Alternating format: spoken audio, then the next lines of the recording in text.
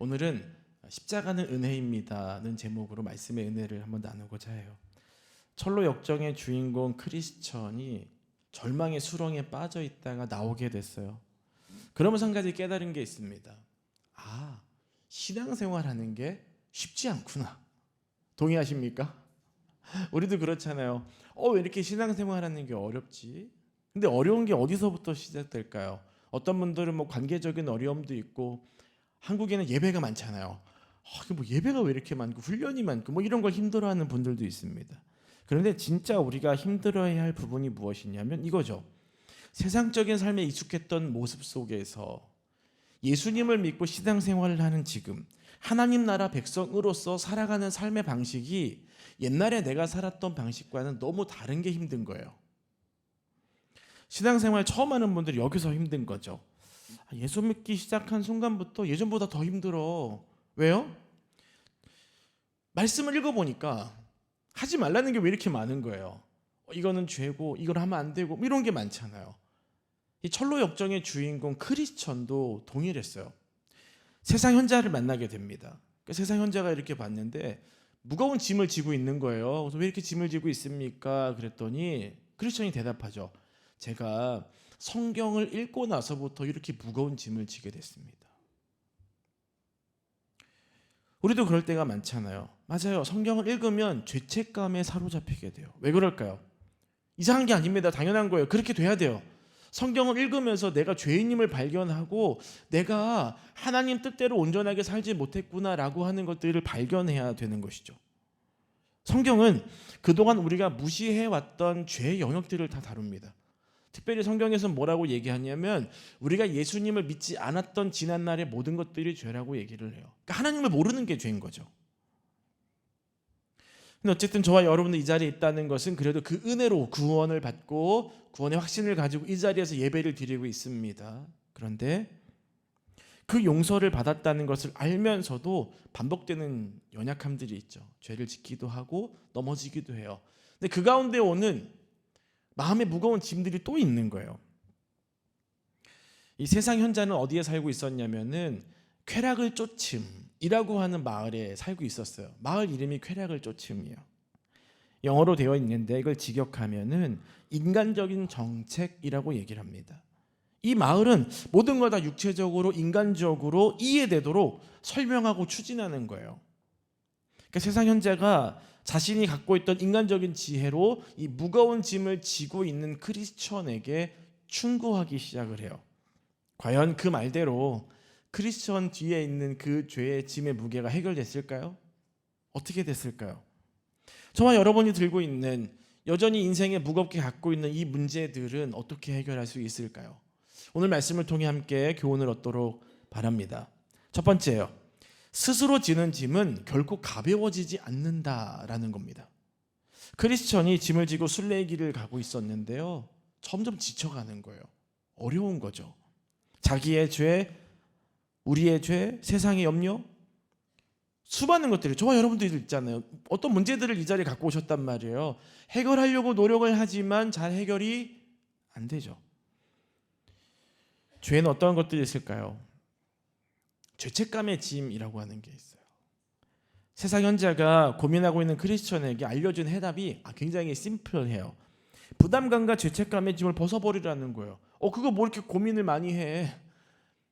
그냥 벗어버려. 대수롭지 않아. 괜찮아. 그냥 간단하게 생각해라는 거예요. 죄를 가볍게 여기라는 거예요. 죄를 왜 이렇게 깊이 생각해? 너만 죄지요? 아니야. 다른 사람도 죄지고 다 그러고 살아. 뭘 그렇게 죄를 짓는 것 같고 유난을 떠는 거야. 괜찮아. 가볍게 여겨. 이런 말이에요. 이어서 세상 현자는 이제 또 짐을 가볍게 하는 방법을 제시하는데 그게 뭐냐면 도덕이라는 마을로 가서 합법이라고 하는 사람을 만나라고 해요. 근데 만약에 합법을 만나지 못하면 그의 아들이 있는데 그 아들 예의를 만나라고 합니다. 물론 핵심은 현자가 말한 것처럼 짐을 벗어버리는 거죠. 죄를 가볍게 여기는 것을 말하는 거예요. 그러면 이 합법이 어떻게 죄를 가볍게 여기게 될까요? 뭘까요? 어떤 걸까요? 표면적인 죄만 다루라는 거예요. 보이는 거. 눈에 보이는 것만 죄로 여기고 이렇게 눈에 보이지 않는 건 신경 쓰지 말라는 거죠. 근데 존 버년이 여기서 말하고 있는 합법은 율법이 아니에요. 합당한 걸 말하는 거죠. 합당한 것은 죄가 절대적 기준으로 평가되는 것이 아니라 세상의 기준으로 판대되는 걸 말하는 거예요. 그러니까 좀 쉬운 거죠. 상대적으로 쉬운 거예요. 그러니까 합법이 사는 곳을 도덕이라고 하는 것도 다 그 이유인 거예요. 합법은 예의와도 같습니다. 예의는 이렇게 번역할 수 있어요. 시민의식. 누구나 갖고 있는 보편적인 생각. 다 그렇게 생각하고 다 그렇게 살고 그런 것들을 말하는 거예요. 그러니까 어떤 규범과 정해진 틀, 법에 따라 행동하면 그냥 예의가 있고 잘 살고 죄를 짓지 않는 거예요. 예를 들면 이런 거죠. 교회에 지각하지 않고 11시 전까지 딱 왔어요. 신앙생활 잘하는 거예요. 주일날 예배 빠지지 않고 예배 나왔어요. 그럼 신앙생활 잘하는 거예요. 겉으로 볼 때는. 공동체에 그냥 가는 거죠. 그 안에서 관계를 맺으며 살아갈 때 그냥 내가 기본적으로 해야 될 일만 하면 되는 거예요. 서로 그냥 만나고 연락하고 주어진 시간에 보고 그러면 우리가 잘하고 있구나. 열심히 하고 있구나. 대단하구나. 이렇게 보는 거죠. 근데 어떤 때는 상황에 따라 그것이 달라져요. 사람의 기준에 따라서. 예를 들면 이런 거예요. 쉽게 설명을 들어볼게요. 예를 들어서 목사님들 중에 누가 큰 죄를 지었어요. 너무 나쁜 죄예요. 예를 들면 그러진 않아요. 그런데 제가 그걸 보고서 괜찮아 목사님 다 그럴 수 있지. 그냥 잊고 그냥 같이 잘합시다. 그러면 용서받은 거예요. 사람들은 몰라요. 무슨 말인지 이해가 되세요? 우리도 그렇잖아요. 스스로 그런 생각을 할 때가 있단 말이죠. 그뿐만입니까? 우리는 누군가에게 그렇게 할 수 있지만 가장 많이 하는 게 누구예요? 나예요. 나한테 그걸 적용하는 거예요. 어떤 땐 그러잖아요. 나는 못된 엄마야. 나는 못된 남편이야. 나는 못된 자녀. 이렇게 생각할 때 있단 말이에요. 그러니까 죄책감을 느끼다가 근데 생각해 보니까 나보다 더 못된 남편이 있고 나보다 더 못된 아내가 있는 거예요. 저분은 이렇게 하나 나는 그렇게는 안 하잖아. 그럼 나는 괜찮네 그거보다. 기준에 따라 달라지는 거예요. 생각에 따라 달라지는 거예요. 형편에 따라 달라지는 거예요. 그러니까 이런 말을 하니까 크리스천이 느낄 때는 괜찮네. 거기 가면 이 무거운 짐을 벗을 수 있겠네 생각을 한 거예요. 그래서 도덕이라고 하는 마을로 향합니다. 중요한 건 그 도덕이라는 마을로 가는데 짐이 점점 더 무거워지는 거예요. 왜 이렇게 힘들지? 왜 이렇게 무겁지? 느껴지는 거죠. 왜냐하면 죄의 문제가 해결되지 않았기 때문에 그래요. 죄는 겉에 보이는 것만이 아닌 내면적인 문제도 있습니다. 내면의 죄책감이 해결되지 않으니까 짐이 더욱 무거워지는 거예요.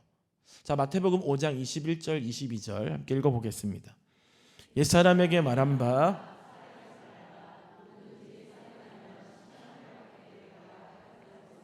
너희가 들었으나 나는 너희에게 이르노니 형제에게 노하는 자마다 심판을 받게 되고 형제를 대하여 라가라 하는 자는 공회에 잡혀가게 되고 미련한 놈이라 하는 자는 지옥불에 들어가게 되리라.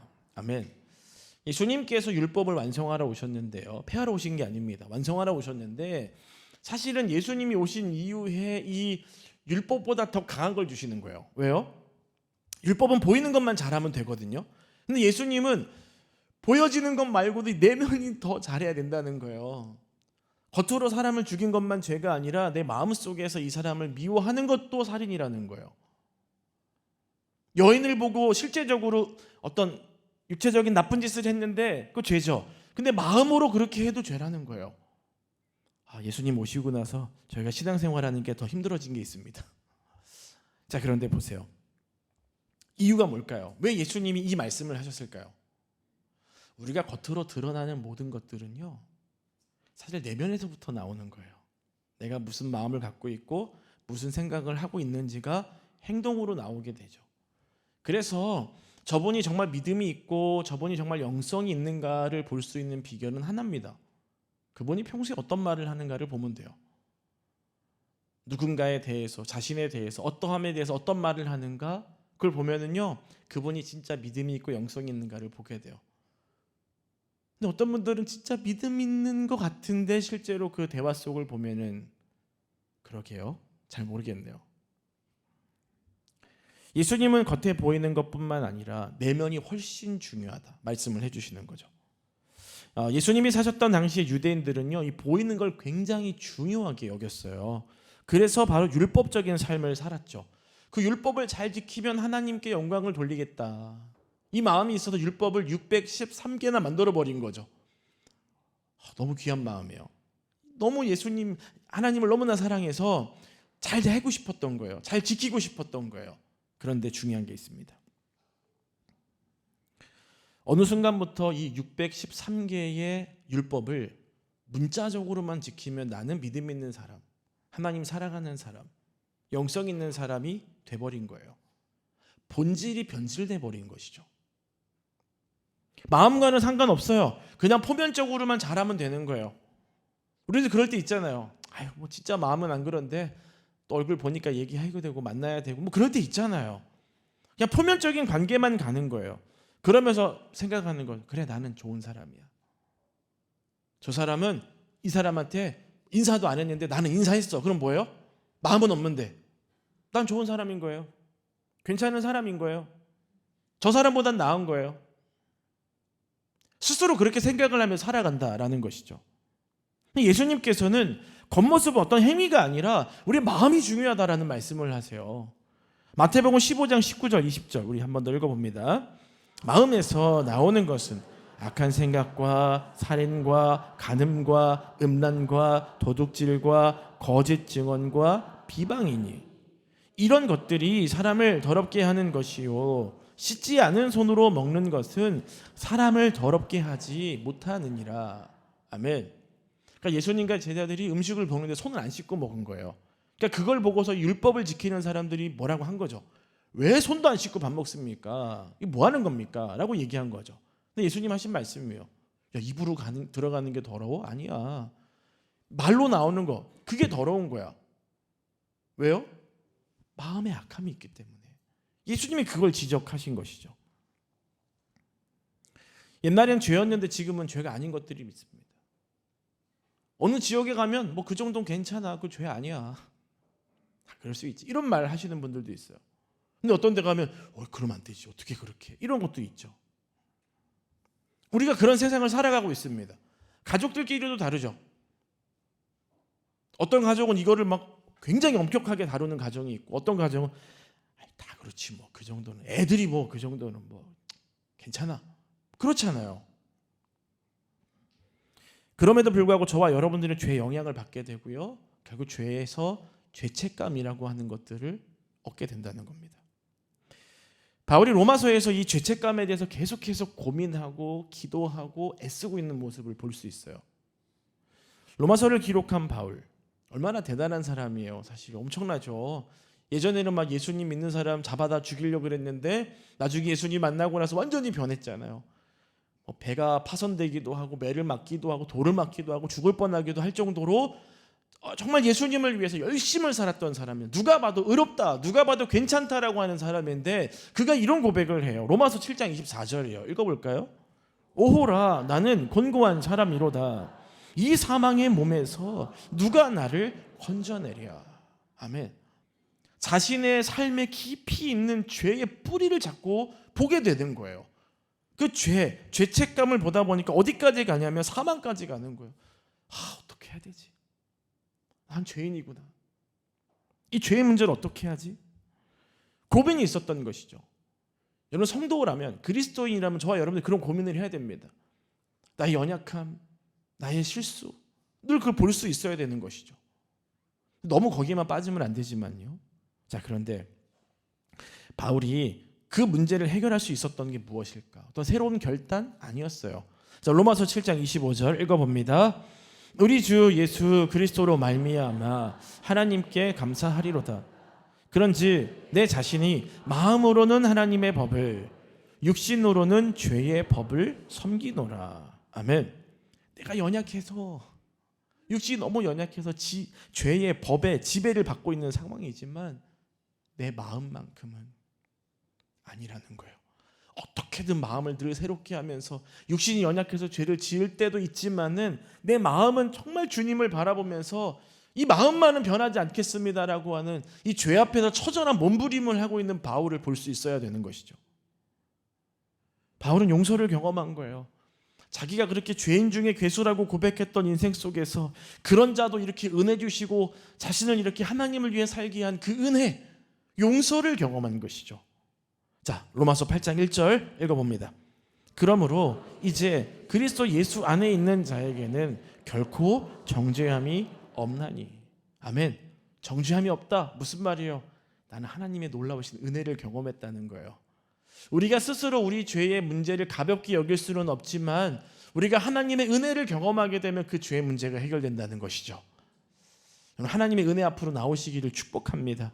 그래서 두 번째 우리가 해야 될 일은 뭐냐면 십자가 앞으로 가야 돼요. 십자가 앞에서만 우리의 죄의 짐을 벗을 수가 있는 것입니다. 무거운 짐을 지고 순례길을 가고 있던 크리스천이 고통스러웠어요. 쉬지 않고 그 길을 계속해서 걸어가고 있었는데 한 언덕에 이르게 됩니다. 사진을 한번 보여주시겠어요? 필그림 하우스에 있는 십자가의 언덕이에요. 위에 보시면 십자가가 있고 세 명의 천사가 있고요. 그 앞에 이제 크리스천이 있습니다. 자, 밑에 보시면 한 굴이 하나 있죠.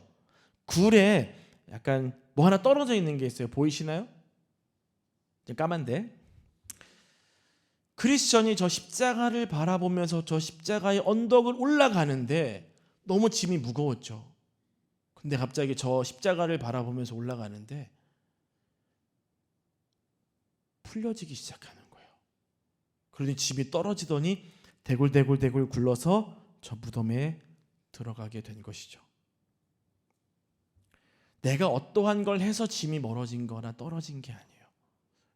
어디로 나아갔습니까? 십자가 앞으로 나아간 거예요.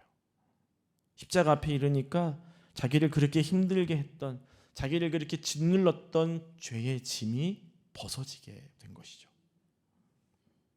그는 저 십자가를 전 뒷모습만 봤지만 십자가를 바라보면서 막 눈물을 흘리고 있는 거예요.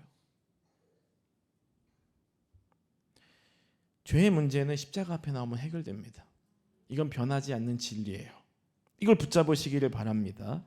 저와 여러분들은 이미 신앙의 여정을 가기로 마음먹은 그 순간부터 이 죄의 문제, 이 원죄의 문제는 이미 해결된 사람들이에요. 아멘이십니까? 근데 우리가 스스로 예수님을 믿지만 연약함으로 짓는 죄들이 있죠. 어떻게 해야 될까요? 그런 죄들이 있다는 거예요. 히브리서 12장 1절 2절 읽어볼까요? 이러므로 우리에게 구름같이 둘러싼 허다한 증인들이 있으니 모든 무거운 것과 얼매기 쉬운 죄를 벗어버리고 인내로서 우리 앞에 당한 경주를 하며 믿음의 주요 또 온전하게 하시는 이인 예수를 바라보자.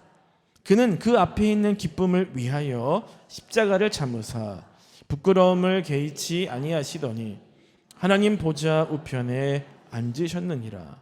아멘. 우리 삶이 여전히 무거운 짐과 얼매기 쉬운 것들이 있다라는 거예요. 자기 연민, 자기 사랑, 자기 형편과 상황을 돌아보지 않는 자기 합리화. 나는 그럴 수밖에 없었어요. 그런 말 안 해보신 분이 있어요? 없잖아요. 저도 그래요. 어떤 상황, 어떤 일이 딱 닥쳐오면 제가 그때는 그럴 수밖에 없었습니다. 그럴 만한 이유가 있어요. 합당한 이유가 있었어요. 나름대로 그 내면 안에 나보다 더한 사람도 있는데요. 저 정도면 그래도 이 정도는 괜찮잖아요 라고 하는 나만이 갖고 있는 자기 합리화. 그런 모습들이 우리에게 있다는 거예요. 우리는 이러한 생각을 버리고 오직 주님만 바라보면서 믿음의 경주를 해야 됩니다. 내가 붙잡고 있는 것을 벗어버리고 주님을 바라볼 때 자유를 경험하게 되는 것이죠. 사랑하는 여러분, 여전히 여러분의 삶을 짓누르고 있는 무거운 짐이 있으십니까? 주님 앞에 나오세요. 십자가 앞에 나오시길 바랍니다. 예배에 나오시고 주님을 바라볼 때 그 모든 무거운 짐들을 주님이 벗겨주실 줄 믿습니다. 또 그러한 장소를 여러분 가정과 삶의 자리에 만드세요. 기도하는 거죠. 주님, 제가 오늘도 이 무거운 십자가를 지고 주님께 나왔습니다. 나의 무거운 짐, 주님의 십자가를 바라볼 때 이 어려움들이 풀어지는 은혜가 있게 하여 주옵소서. 기도하세요. 내 힘이 아닌 오직 보혈의 능력, 십자가의 은혜를 경험하시기를 축복합니다.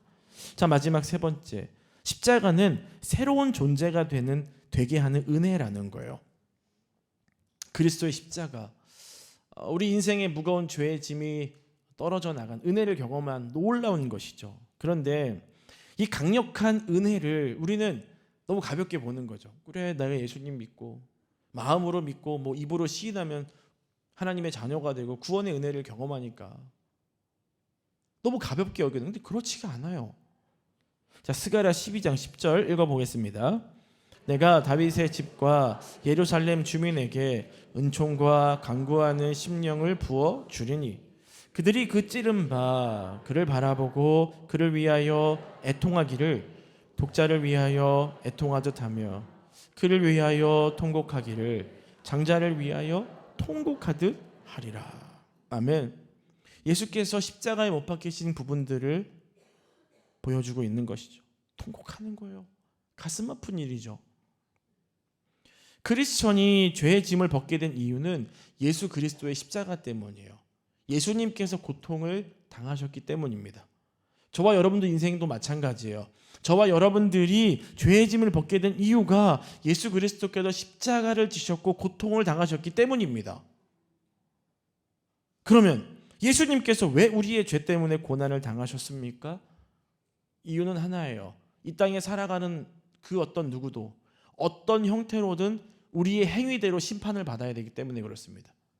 이건 성경에 기록되어 있어요. 요한계시록 20장 12절 13절 읽어보겠습니다. 또 내가 보니 죽은 자들이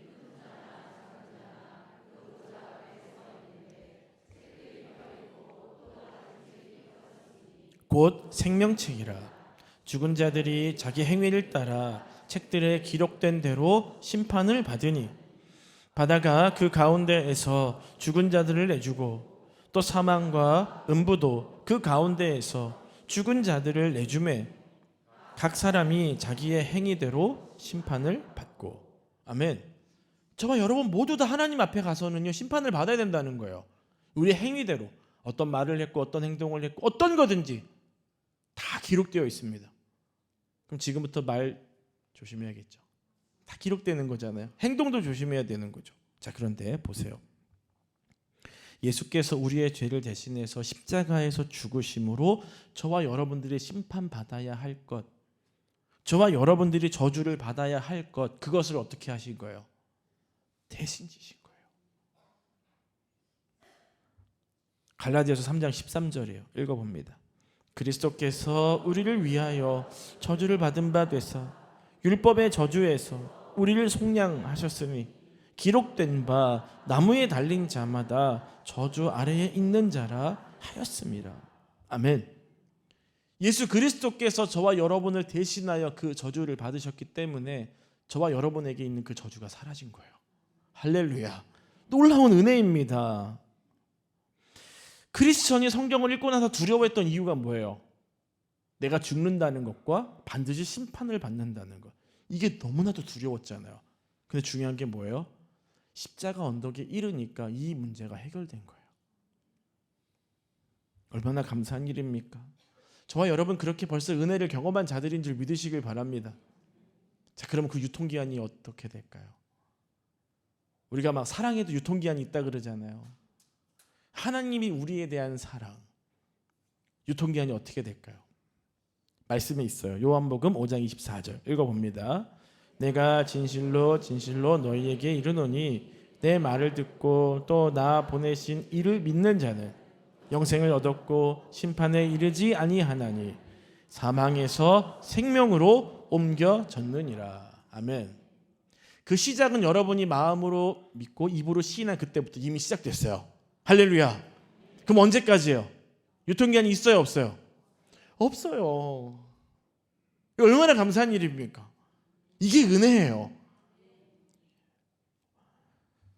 심판에 이르지 않고 영생을 소유하게 된다는 것이죠. 영원함이라고 하는 것은 영원히 사는 걸 말하지만 우리가 죄로부터 완전히 용서받았음을 의미하는 거예요. 다시 말하면 우리의 죄가 지금부터 영원히 우리를 묶을 수가 없다라는 것입니다. 그러니까 하나님께서 저와 여러분들을 바라보실 때 누구를 통해 보시는 거예요? 예수 그리스도를 통해 보시는 거죠. 그럼 하나님께서 예수 그리스도를 통해 우리를 바라보실 때 우리가 어떤 사람으로 보이시는 거예요? 의인으로 보이는 거죠. 근데 그 예수님이 없으면 우리는 죄인으로밖에 안 보이는 거예요. 예수를 통해 우리가 하나님의 자녀, 새로운 신분을 얻었다는 너무나 놀라운 은혜인 것이죠. 자, 한번 또 볼게요. 요한복음 1장 12절 13절 읽어봅니다. 영접하는 자 곧 그 이름을 믿는 자들에게는 하나님의 자녀가 되는 권세를 주셨으니 이는 혈통으로나 육정으로나 사람의 뜻으로 나지 아니하고 오직 하나님께로부터 난 자들이라. 아멘. 여러분 누구로부터 태어나셨어요? 하나님으로부터 태어났어요. 따라해, 나는 하나님께서 낳으셨다. 나는 하나님의 자녀다. 이 믿음을 가지시길 바랍니다. 어떤 분들은 그래요. 내가 또 너무 오랜만에 교회 나와서 하나님이 나 별로 안 좋아하실 것 같아. 내 생각이에요. 하나님은 여러분들이 어떠한 행위를 하든 여전히 하나님은 사랑하십니다. 왜요? 하나님은 사랑이시니까요. 사랑이 많은 분이 아니에요. 하나님은 사랑이에요. 그런 저와 여러분들을 바라볼 때마다 그냥 너무 귀하고 너무 소중한 거죠. 나의 어떠함 때문에 하나님의 사랑이 변화되는 것이 아닙니다. 돌아온 탕자 아들의 비유를 보세요. 그렇게 못된 짓 하고 나갔어도 기다리는 아버지의 마음, 그게 아버지의 사랑이잖아요. 그 사랑을 기억하시기를 바랍니다. 자, 크리스천이 아까 언덕에서 3명의 천사를 만났죠. 첫 번째 천사가 얘기를 해요. 너 죄사함 받았어. 그러니까 평안해야 돼 라고 말해요. 두 번째 천사가 이마에 인을 쳐줘요. 성령이 인치심을 받았다라는 거죠. 세 번째, 두루마리를 줍니다. 그 두루마리는 하나님의 말씀, 약속을 의미해요. 나중에 그런 얘기하죠. 이거 잘 갖고 가야 돼. 이런 말을 좀 해요. 우리가 그렇게 하나님의 은혜, 십자가를 경험하고 나서도 신앙의 어떤 삶을 살아갈 때 모든 것이 만사형통이냐? 그렇지는 않습니다. 여전히 우리 삶에 수많은 문제들이 또 다가올 수 있죠. 죄의 문제는 해결됐지만 삶을 살아내면서 수많은 문제들이 있잖아요. 공동체 안에서 정말 나를 힘들게 하는 사람, 안 보면 좋겠는데 왜 이렇게 구역은 빨리 계약을 했는지, 직장에 가서도 뭔가 이렇게 좀 내 눈에 가식거리인 사람들 있잖아요. 보기 싫은 사람, 어떤 말을 듣고 힘들고, 수많은 인생의 문제들, 우리를 무겁게 만드는, 다시 죄를 짓도록 만드는 수많은 문제들이 우리 인생에 있다는 것이죠. 자, 그럼 그 문제를 어떻게 해야 될까요? 결론이에요. 어떻게 해야 돼요? 오늘 본문 말씀의 결론이 있습니다. 시편 55편 22절 마지막으로 읽어보겠습니다. 내 짐을 여호와께 맡기라. 그가 너를 붙드시고 의인의 요동함을 영원히 허락하지 아니하시리로다. 아멘. 우리 인생의 짐을 어떻게 하래요? 맡기시면 됩니다. 맡기면 하나님이 우리를 붙잡아 주시는 거예요. 흔들리지 않도록. 자꾸 깜빡할 때가 있죠. 주님께 맡겨놨는데 잠깐만요 하나님, 제가 다시 가져가는 걸 잊었네요. 다시 가져가는 분들도 있어요. 맡겼으면 잊어버리세요. 아멘이십니까? 자꾸 묵상하지 마시고 그 문제를 바라보지 마시고 문제를 내어 맡겨드릴 때 주님이 우리의 삶에 일하실 줄 믿습니다. 기도하겠습니다. 하나님, 저희 인생의 가장 첫 번째 무거운 짐은 해결이 되었지만 우리가 믿음을 가지고 인생을 살아내면서 여전히 우리의 삶을 붙잡고 있는 수많은 무거운 것들이 있음을 압니다. 하지만 주님께서는 오늘도 그 문제를 내게 가져와라, 나에게 맡겨라 말씀하시니 감사드립니다. 주님께 온전히 그 모든 것들을 맡겨드릴 때에 우리 삶에 하나님이 일하시는 것들을 보게 하여 주시옵소서. 예수님 이름으로 기도드립니다. 우리 같이 함께 좀 찬양하고 기도하겠습니다. 지금 우리의 삶에 다시 한번 이 신앙의 가슴이 뛰기 위해서는 예수 그리스도 보혈의 은혜가 우리의 삶에 흘러야 됩니다. 여러분의 마음의 믿음의 흐르기를 소망하면서 찬양합니다. 보혈을 지나 보혈을 지나 하나님 품으로, 보혈을 지나 아버지 품으로, 보혈을 지나 한 걸음씩 나가네. 보혈을 지나 보혈을 지나 하나님 품으로 보혈을 지나 아버지 품으로 보혈을 지나 하나님 품으로 한 걸음씩 나 존귀한 주보혈이 존귀한 주보혈이 내 영을 새롭게 하시네. 존귀한 주보혈이 내 영을 우리 가슴에 손을 얹고 고백합니다. 존귀한 주보혈이 존귀한 주보혈이 내 영을 새롭게 하시네. 존귀한 주보혈이 내 영을 새롭게 하네. 하나님, 저희를 자녀 삼아 주시고 승리할 수 있는 길을 예수님을 통해 보여주시고 알게 해주시니 감사를 드립니다. 십자가 신앙에 머무르지 않게 하여 주시고 예수 그리스도께서 십자가에서 부활하셨음을 우리가 압니다. 승리하는 신앙, 믿음의 신앙의 삶, 그 여정을 걸어갈 수 있도록 주님 도와 주시옵소서. 특별히 하나님께 맡겼다면 뒤돌아보지 않게 하여 주시옵소서. 롯의 처처럼 아쉬워하며 뒤돌아보며 아까워하지 않게 도와주시옵소서. 주님께 모든 것들을 맡기고 잊어버릴 수 있는 나이스함, 그 신앙의 어떤 성숙함을 가지고 살아갈 수 있는 저희 모두가 되게 도와주시옵소서. 이 시간 수많은 문제들을 주님께 맡겨드렸습니다. 건강, 관계, 물질, 수많은 것들, 각자의 어려움들을 맡겨드렸습니다. 주님, 이 문을 오늘 이 예배 공간에서 떠나가고 삶으로 돌아갈 때는 잊게 하여 주시옵소서. 그리고 주님께서 그 맡겨드림 가운데 일하시는 것들, 주님의 놀라움으로 일하시는 것들을 우리가 역사의 현장 속에서 보게 하여 주시고 삶의 현장에서 하나님이 이루시는 것들을 볼 수 있는 믿음을 주시옵소서. 주님이 우리 삶 가운데 배열해 놓으시고 일하고 계시고 이루어 놓으신 것들을 우리가 보면서 즐기는 삶을 살아갈 수 있도록 우리를 붙잡아 주시고 인도해 주시옵소서. 주님이 우리 가운데 승리를 주실 줄 믿으며 예수님 이름으로 기도드립니다. 아멘.